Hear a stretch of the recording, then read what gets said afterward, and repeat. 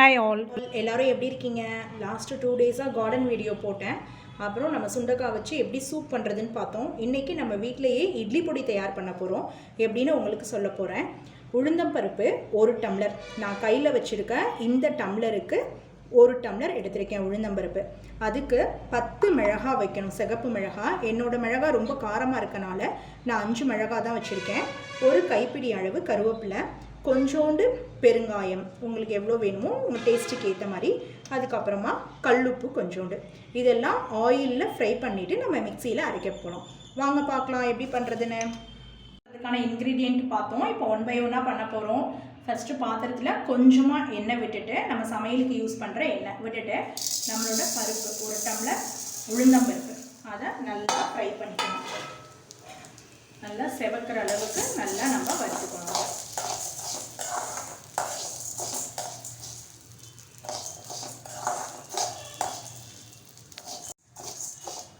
நம்ம போட்ட உளுந்தம்பருப்பு பாருங்கள், நல்லா சிகப்பாக நல்லா வறுபட்டுருச்சு பாருங்கள், செவக்க வந்துருச்சு. போதும். இந்த ஸ்டேஜில் நம்ம பருப்பை எடுத்துருவோம். அப்படியே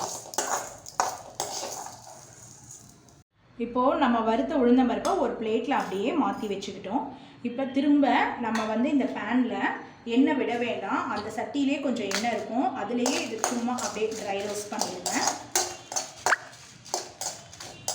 அடுத்து நம்ம சிகப்பு மிளகாய் அதையும் வறுத்துருக்கோம், அதையும் அதே பிளேட்டில் அப்படியே ட்ரான்ஸ்ஃபர் பண்ணியாச்சு. நெக்ஸ்ட்டு திரும்பவும் இந்த சட்டியில் அப்படியே எண்ணெய் இருக்குது, அதில் ஒரு கைப்பிடி கருவேப்பிலை ரொம்ப அதிகமாக போட்டிங்க அப்படின்னா அந்த பொடியோட கலர் க்ரீன் கலராக வந்துடும். கருவேப்பிலை ஹெல்த்துக்கு நல்லது, அது வேணும்னா போட்டுக்கலாம். பட் பொடியோட கலர் க்ரீனாக மாறிடும். அதனால் உங்களுக்கு வேணுங்கிற அளவு நீங்கள் பார்த்து போட்டுக்கோங்க. இது நல்லா அப்படியே ட்ரை ஆகணும், அதோட வாட்டர் கண்டென்ட் ஃபுல்லாக போயிட்டு ட்ரை ஆகணும். பாருங்கள், கருவேப்பிலை நல்லா ட்ரை ரோஸ்ட் ஆயிடுச்சு. பாருங்கள், இந்த பாட்டிலே தெரியுது இல்லையா? இப்போது நம்ம என்ன பண்ணணும்னா இந்த ஸ்டேஜில் இதையும் பிளேட்டில் அப்படியே ட்ரான்ஸ்ஃபர் பண்ணிடணும். கருவேப்பிலையை ரோஸ்ட் பண்ணி நல்லா எடுத்துட்டோம். அடுத்தது கல்லுப்பு, நம்ம எடுத்து வச்சுருந்த கல்லுப்பு. அதுக்கு ஆயிலெலாம் வேண்டாம், சும்மா அப்படியே போட்டு சும்மா ரெண்டு கிண்டிட்டு நெக்ஸ்ட்டு நம்ம கொஞ்சமாக அதுலேயே பெருங்காயமும் போட்டுக்கலாம். லைட்டாக அந்த ஃப்ளேவருக்கு தான் கொஞ்சமாக பெருங்காயம், அதையும் அதில் போட்டு நல்லா ரெண்டையும் ஒன்றா சேர்த்து கிண்டிட்டு அதையும் பிளேட்டுக்கு ட்ரான்ஸ்ஃபர் பண்ணிட வேண்டியதான். பண்ணிவிட்டு நல்லா ஆற விட்டுட்டு மிக்சியில் போட்டோன்னா நமக்கு இட்லி பொடி ரெடி. இட்லி பொடிக்கு வறுத்ததெல்லாம் இப்போ மிக்சி ஜாரில் மாற்றியாச்சு. இப்போது நம்ம மிக்சி ஜாரில் அதை பவுட்ரு பண்ணிவிட்டு எப்படின்னு உங்களுக்கு காட்டுறேன் பாருங்கள்.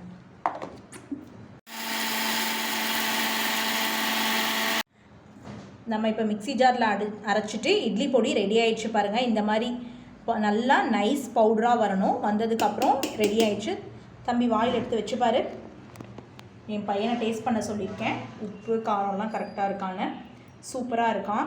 உங்களுக்கு உப்பு பத்தலை இல்லை ரொம்ப காரமாக இருந்ததுன்னா லைட்டாக உப்பு சேர்த்துக்கோங்க. நீங்களும் ட்ரை பண்ணி பார்த்துட்டு கமெண்ட்ஸில் சொல்லுங்கள் எப்படி இருக்குது அப்படின்னு. தேங்க்யூ.